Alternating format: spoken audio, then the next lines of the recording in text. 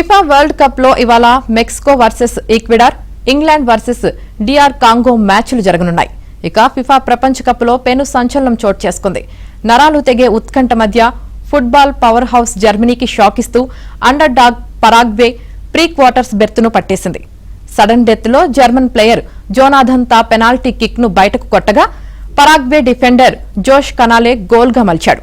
దీంతో round 32 match shootout లో 34వ ranker Paraguay 4-3తో 12వ ranker జర్మనీకి షాక్ ఇచ్చింది. అదనపు సమయం వరకు సాగిన మ్యాచ్లో ఇరు జట్లు 1-1తో సమంగా నిలవడంతో విజేతను నిర్ణయించేందుకు పెనాల్టీ షూటౌట్ అనివార్యమైంది.